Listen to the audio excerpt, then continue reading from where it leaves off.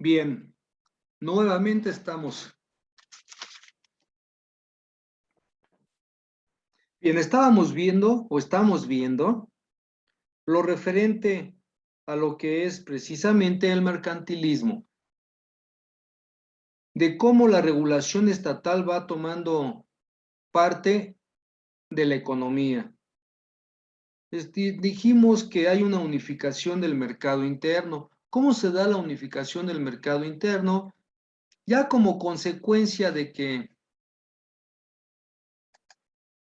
surgen las naciones, ya están las naciones constituidas, entonces ya se están unificando los criterios para normar lo que es precisamente, primero, la circulación de la moneda.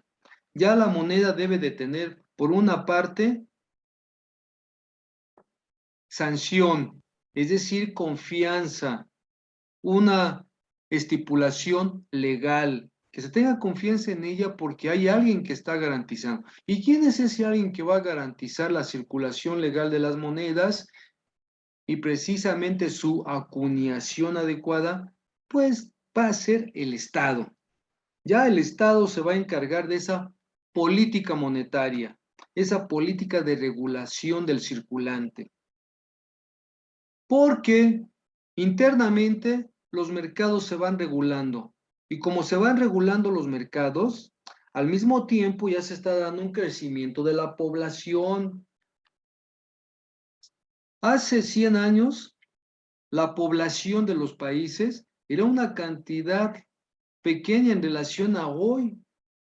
La India, México, China, estamos hablando de grandes cantidades de individuos. Entonces, el crecimiento de la población se ha dado de una manera exponencial. También hay un aumento de la producción propia. Esto quiere decir que los países van presentando un progreso en su metodología para producir. Si inicialmente era un trabajo, una producción artesanal, una administración familiar, doméstica, conforme va pasando el tiempo, antes de que lleguemos a la industrialización, a los últimos o las últimas décadas, o a mediados de los 50 para al fin del siglo XVIII, que es la época de la o el siglo de la industrialización, se va dando precisamente una evolución sistemática de la industrialización, de los inventos, y estos inventos van propiciando el auge, el progreso de Inglaterra. Propiamente ahí está surgiendo, ¿verdad? Y está irradiando a Francia, Alemania, países que ahí van a la par en el avance tecnológico. Y entonces van controlando los recursos naturales, los van controlando de tal manera y tal suerte de que sean explotados con el fin de obtener precisamente una ganancia, una utilidad al convertirlos en bienes, artículos terminados. Los mercados precisamente externos e internos van siendo, indiscutiblemente, van siendo solventados, alimentados por los recursos naturales. Se está dando una explotación aquí, una explotación irracional. Ya más adelante veremos que van tomando conciencia y van procurando que ya la explotación de los recursos sean precisamente explotados de una manera racional. Porque la economía, en cuanto al valor o teoría del valor de los bienes, de los recursos naturales, una de sus principales características es que el valor va a subir primero por su rareza y por otra parte también por su abundancia o escasez. Mientras un recurso natural es escaso, más vale. Y de esto se dan cuenta ciertos productores y empiezan a especular. De ahí viene la especulación. Bien. Entonces ya los mercados, tanto extranjeros como internos, están siendo normados y controlados. En Europa ya desde el mercantilismo ya tenían acuerdos. Y no se diga, Inglaterra con Holanda, Inglaterra con Francia, con España, que de repente organizaban también sus guerras. La guerra es un negocio, es parte también de los tratados. ¿Por qué? Porque les deja ganancias, utilidades. Y peor para el que pierde, claro, pero para el que gana, ganancias que a la larga los hacen ricos. Un ejemplo es Inglaterra. Vean, Inglaterra una vez unificado, una vez organizado su mercado interno, empieza a comerciar y el peor de los casos, ¿verdad? A negociar con la raza humana. De ahí surge el esclavismo. Y en el esclavismo, ¿qué hacen? Invaden África, se roban sus recursos naturales, los asesinan, y no obstante todavía secuestran, porque es un secuestro, se llevan a las personas, a los oriundos, a los africanos de ahí, para venderlos como esclavos. Y es por eso que en América, todos sabemos, las personas de origen africano, por sus características corporales, por el color de su tez, pues son reconocidos y características, ¿verdad? El cabello, sus ojos, en fin, se reconocen. Personas de origen africano. ¿Quiénes los trajeron? Los ingleses, ya después los holandeses, alemanes, en fin. Esto es el esclavismo. Ya el esclavismo existía desde tiempo de los griegos. Bien, protegiendo la producción local de la competencia extranjera.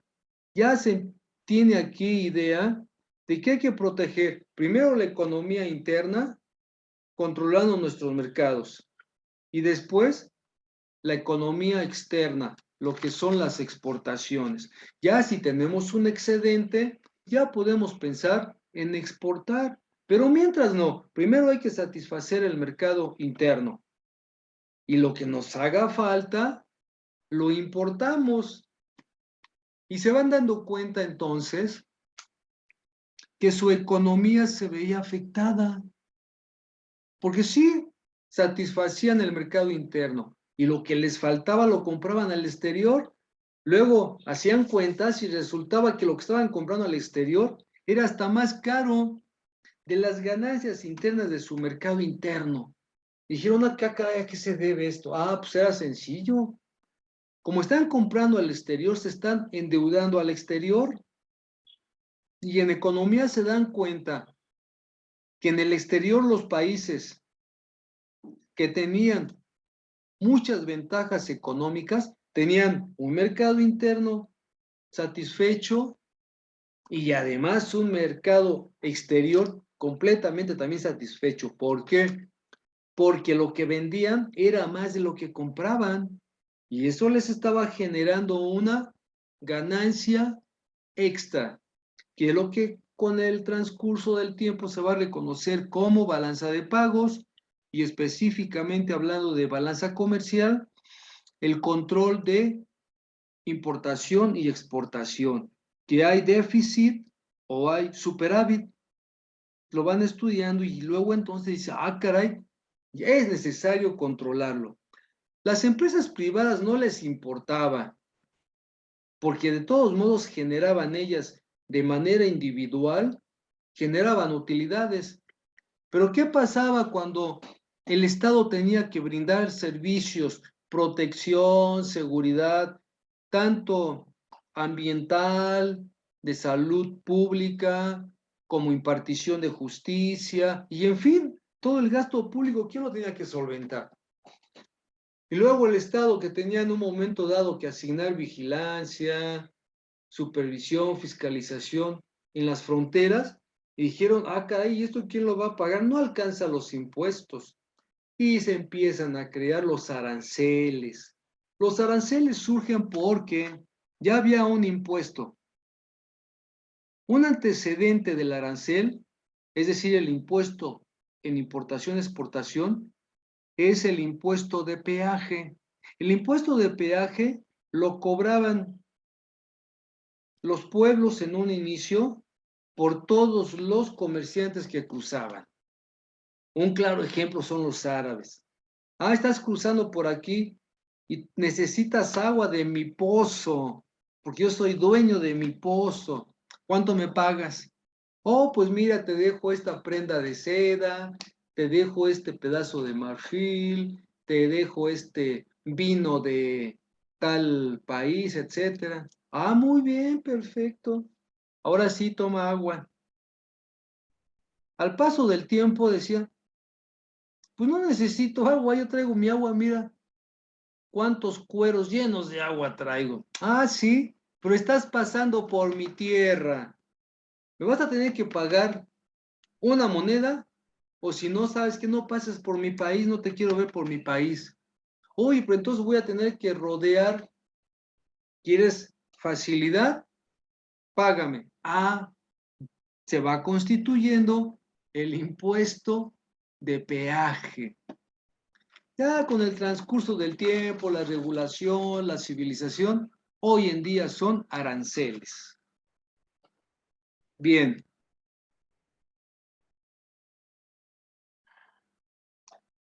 esto es protegiendo la producción local de la competencia extranjera.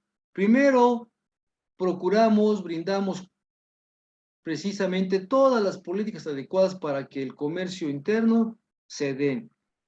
Y es cuando se inventa también lo que es precisamente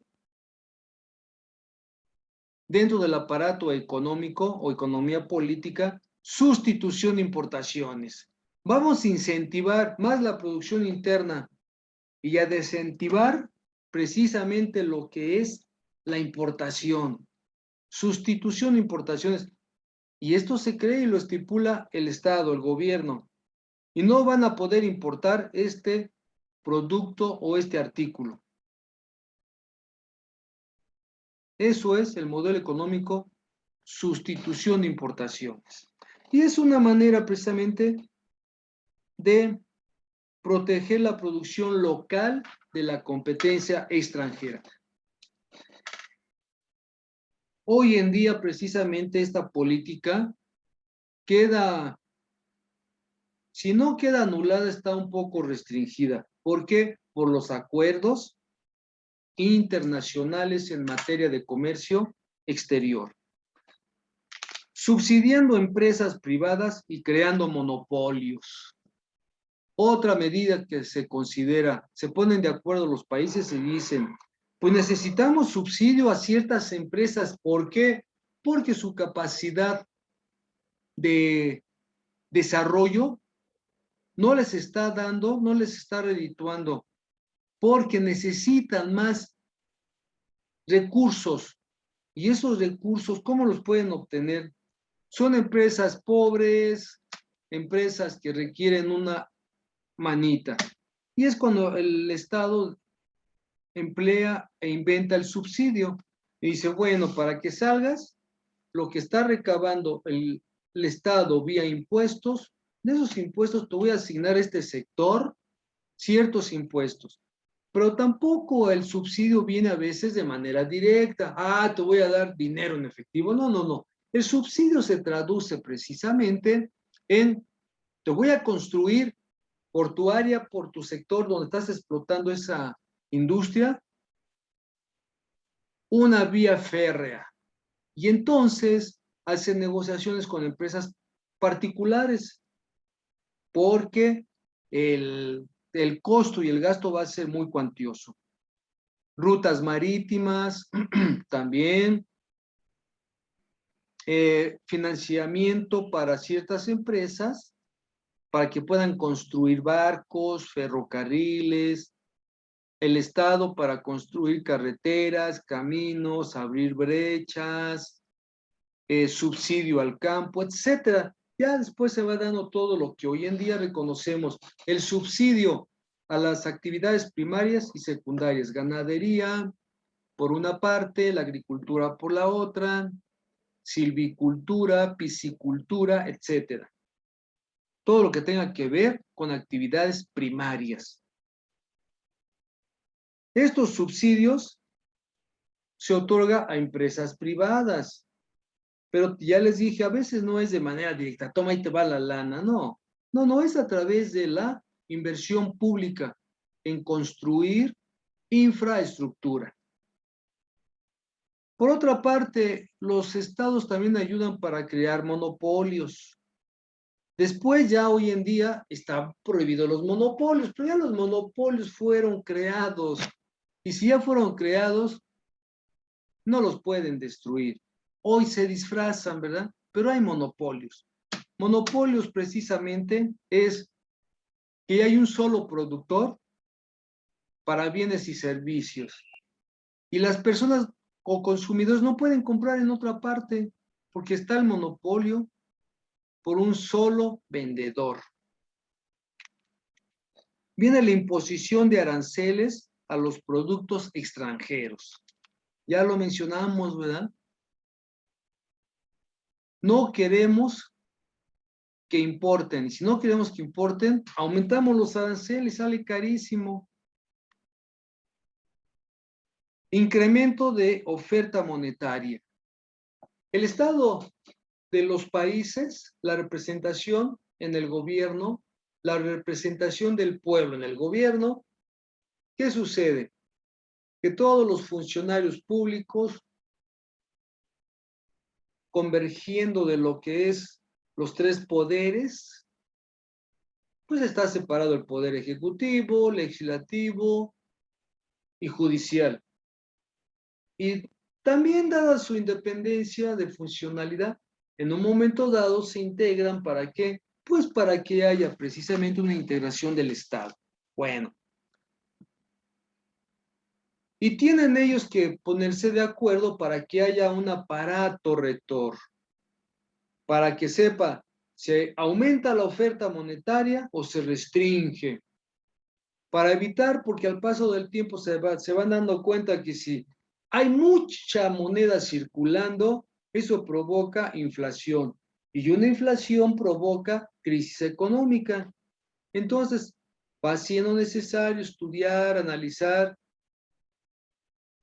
todos los problemas que se van suscitando. Si hay mucho dinero, hay problema. Si hay poco dinero, hay problema. Pues hay que estudiar la manera de ir equilibrando. Y se van dando cuenta también que aún equilibrando, tiene que tener relación, por una parte, con mercados, con consecuencia de la oferta y demanda de ciertos productos, su rareza, su escasez. Todo esto propicia que haya precisamente auge o depresión del mercado, de la economía en términos generales.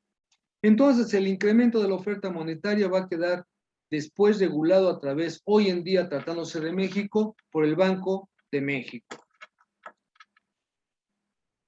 Multiplicar ingresos fiscales. Ese es otro de los objetivos precisamente de la regulación estatal en la economía. Debe de multiplicar ingresos fiscales. ¿Y qué son los ingresos fiscales? Los impuestos.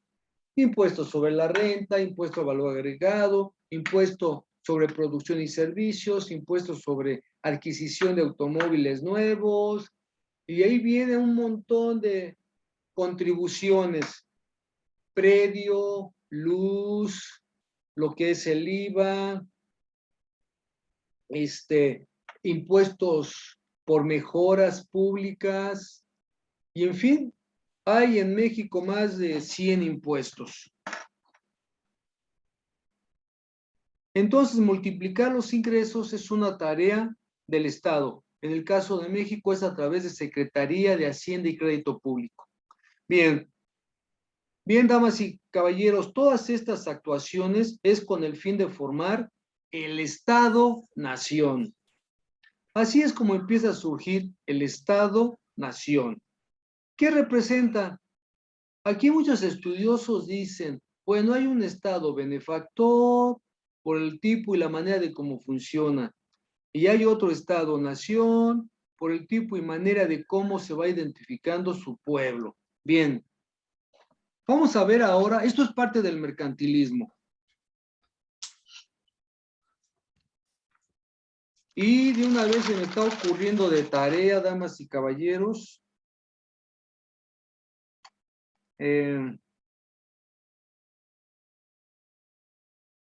Damas y caballeros, para este fin de semana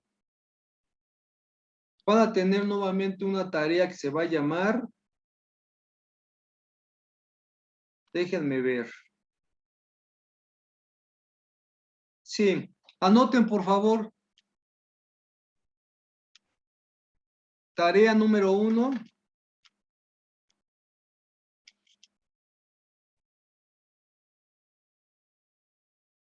Las teorías del comercio internacional. Esta es la tarea 1, por lo pronto. Teorías del comercio internacional, ¿qué es lo que estamos viendo? Vienen aquí en las tareas, ya saben ustedes, en las tareas, por favor, lean todo. Pero aquí lo que deseo para ustedes en esta ocasión, nada más conceptos, solo concepto de teorías del comercio internacional, porque si me lo desarrollan van a ser como mínimo 50 cuartillas. Y no creo que quieran trabajar 50 cuartillas, ¿o sí? El que calla otorga. El que no, Oh, el que no da opinión quiere decir que está de acuerdo. ¿Qué dices, Adán? no, que muchas gracias, no. A Mairani, Aida, Delia, Fernanda, José, ¿qué opinan? No, sí, Así profesor, en mejor conceptos conceptos está nada bien. más. ¿Qué dices, José? ¿Qué opinas, Sí, mejor Fernanda? los conceptos. Sí, nada más concepto, profe. Bueno, entonces sí, solo conceptos para la tarea número 1 de las teorías del comercio internacional, porque como irán ustedes dándose cuenta, conforme los voy mencionando, son muchísimos. Bien, entonces esta es por lo pronto la número 1, después les doy la 2, conforme avancemos. Luego entonces seguimos.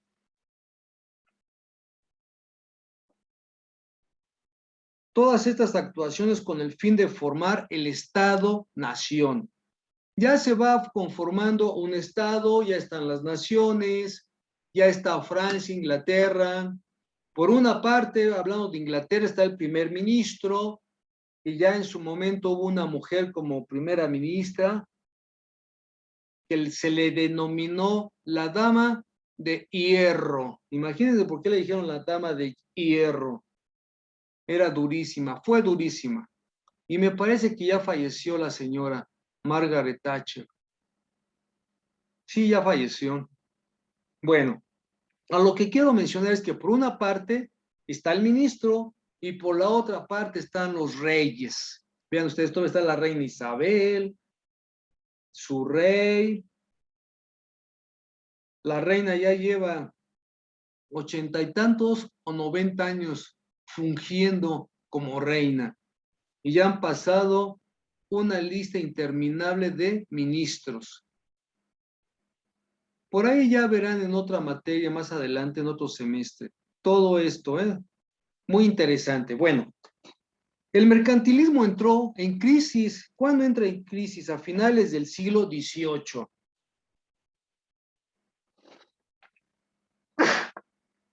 Disculpen. A finales del siglo XVIII, que estamos hablando de la época en que entra el sistema capitalista,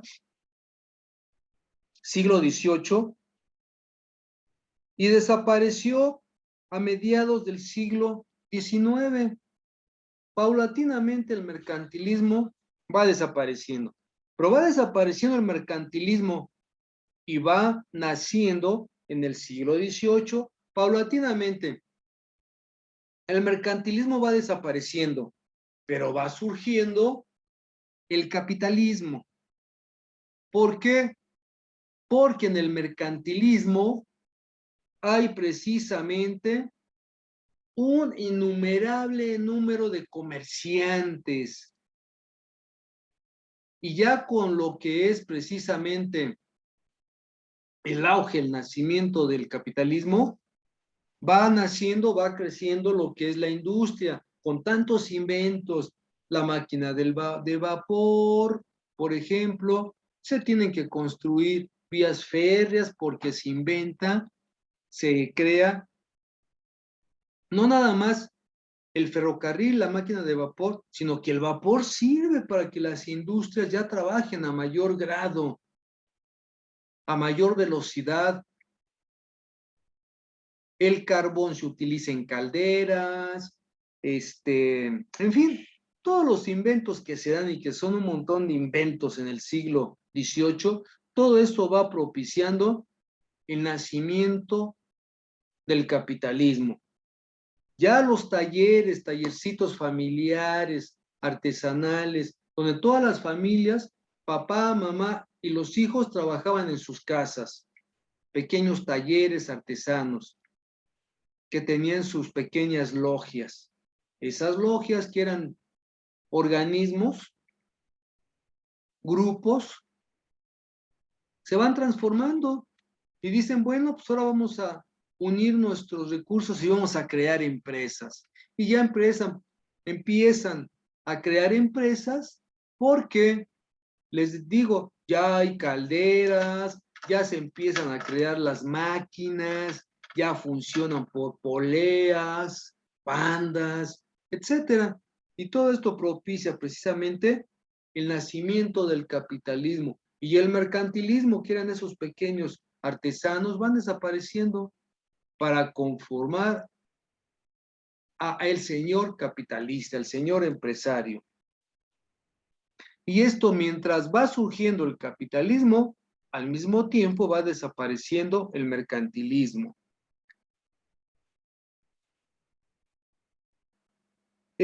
También en esa época, en esos siglos, también paulatinamente hay una aparición de las teorías de los fisiócratas, la fisiocracia.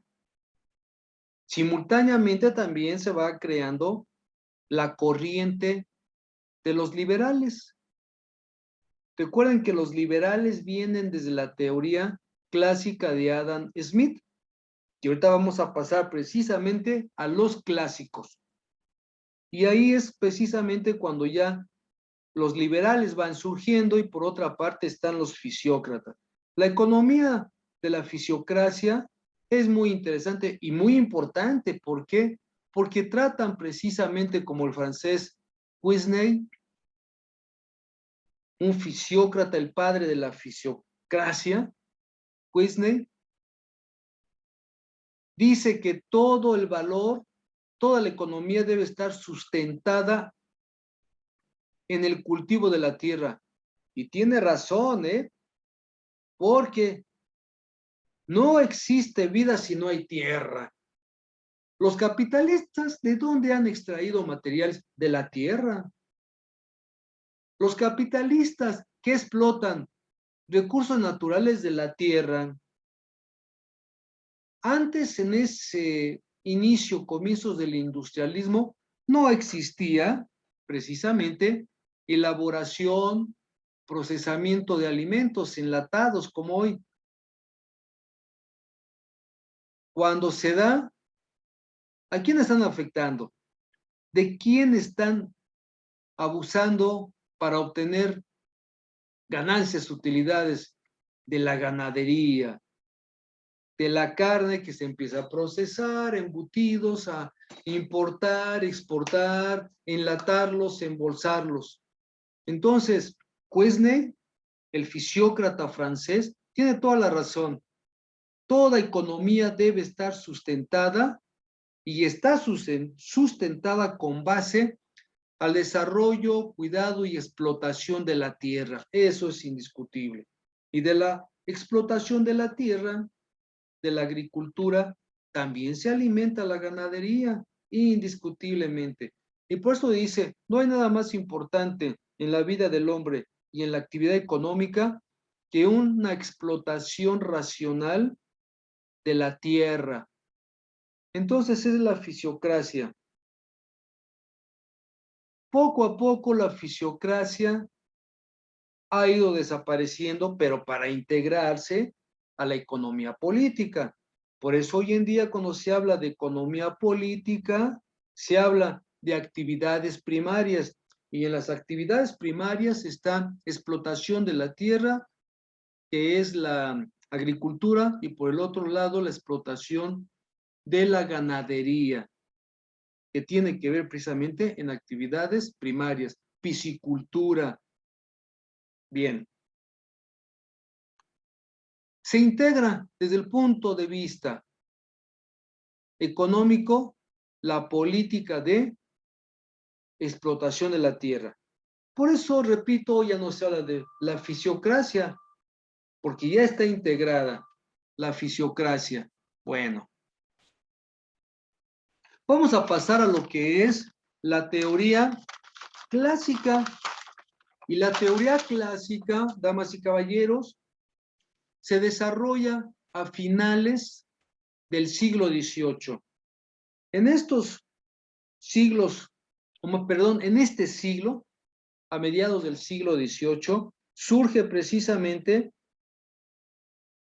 dentro de las teorías del comercio internacional, que son diferentes proposiciones, argumentos, y la teoría que va a surgir por uno de los grandes clásicos, Adam Smith, un escocés. Dice que intentan encontrar los fundamentos del fenómeno mundial. También estudió, obviamente, el fenómeno interno, mercado interno, política interna, pero a la vez, a la par, como Inglaterra está inmiscuida muchísimo, ya tenía siglos. Recuerden ustedes que el mercantilismo parte de lo que es también desde el siglo XVI, y en el siglo XVIII hasta el XIX, que desaparece el mercantilismo, pues tuvo mucho tiempo de vida. Pero ya con los estudios en la economía es cuando se empieza a hablar propiamente de política económica, con Adam Smith, el padre del liberalismo económico. Y efectivamente, dentro de lo que es encontrar los fundamentos del fenómeno mundial, importación, exportación, y analizar sus efectos sobre el consumo y la producción, hablando de economía interna y a la vez economía externa, Adam Smith crea una gran obra en cuestión de economía política, y es precisamente la riqueza de las naciones. Ya en esta obra monumental, en eso sí es indiscutible, él recomienda a través de lo que es su teoría económica, el liberalismo económico. Y dice, hay que permitir que converjan por una parte, pero a la vez que se integren la oferta y la demanda. ¿Para qué? Para que en el cruce de la oferta y la demanda, en el punto de intercepción, en ese punto se determine el equilibrio, donde se reconoce el monto del costo, el monto del gasto, donde no se pierde ni se gana, pero que a la vez va a determinar también la cantidad de bienes y servicios que se pueden ofertar y bienes y servicios que se pueden demandar. Y ya la utilidad y la ganancia se va a dar de acuerdo a lo que es precisamente la oferta. Si la demanda es extremadamente alta, el precio va a subir. Y la oferta, indiscutiblemente, paulatinamente tenderá a subir. Si la oferta es baja, obviamente, ¿qué va a significar? Pues que los precios van a fluctuar. O total, ahorita no es el caso estudiar la demanda agregada o la oferta agregada. Simplemente dice Adam Smith. Bueno, yo me refiero al aspecto ahorita de esta sesión, porque no estamos ahorita propiamente hablando de teoría económica. Por ejemplo, ahorita estamos en comercio internacional, pero Adam Smith dentro de su teoría económica la explica todo, paso por paso, y estudiar oferta y demanda, lo que es oferta elástica, oferta inelástica y oferta equilibrada, es estudiar por una parte la oferta y por la otra la demanda. Es un tema muy interesante, pero no es nuestro caso ahorita estudiarlo. Ya lo estudiarán ustedes, o ya lo estudiaron, ¿verdad? ¿Ya tomaron teoría económica, damas y caballeros? ¿Ya? ¿Quién me contesta, por favor? ¿Ya se están durmiendo? No, profesor, pero es que voy en la calle, pero sí estoy tomando atención. Bueno, entonces, sí tienen en cuenta que la pregunta es, ¿tomaron ya teoría económica? Ya, profesor. Entonces ya saben cómo se maneja la oferta y la demanda. Correcto. Bien, ahorita solo cabe mencionar que la oferta y la demanda, dice Adam Smith, debemos de permitir que fluya sin que intervenga precisamente el Estado. Es a lo que denominó la mano invisible, ¿verdad? Permitir que fluya. Pero al paso del tiempo nos hemos dado cuenta que no se da a cabo así, porque ¿qué hacen precisamente los empresarios? Especulan, y al especular, al promover escasez, están especulando para subir el precio. Luego entonces, la mano invisible ya no está interviniendo, ya es la mano del hombre. Bien, entonces, dentro de lo que es precisamente el modelo que determina Adam Smith, el modelo económico, lo va a denominar como ventaja absoluta. Adam Smith, dentro de la teoría económica denominada su modelo económico, su gran teoría, su gran trabajo, su gran labor, es magnífico, habla pero de términos muy importantes que nosotros no los podemos apreciar porque no nos hemos abocado a analizar, pero desde que nacemos, desde que somos niños, estamos inmersos en la economía y eso es cierto. Entonces, el modelo de la ventaja absoluta. Adam Smith dice, mi modelo se llama ventaja absoluta y la explica y dice, bueno, como teoría clásica se da en el año siglo XVIII, en el año 1776. Es cuando él habla sobre este aspecto y dice, la ventaja absoluta se refiere a la capacidad de un país o una nación para producir un producto de una forma más eficiente que otro. Esta es precisamente la ventaja absoluta. Y dentro de esto dice que hay algunos países que su capacidad para producir en una fábrica, a eso se refiere, de un determinado producto, lo hace de una forma más eficiente que otro. Y aquí pues hay que estudiar, hay que analizar por qué lo dice. Y aquí ya él menciona lo que son el estudio de tiempos, espacio y movimiento. Se da una explotación. Es un gran economista, pero también procura la explotación del trabajador. Él dice, en una fábrica, nada más por mencionarles algo, su trabajo es muy extenso. En una fábrica debemos de estudiar la manera que el trabajador no camine más de los pasos necesarios para que la máquina o el área en la cual él está de encargado como operario funcione. No más ni menos pasos. Ay, en la torre, imagínense un autómata.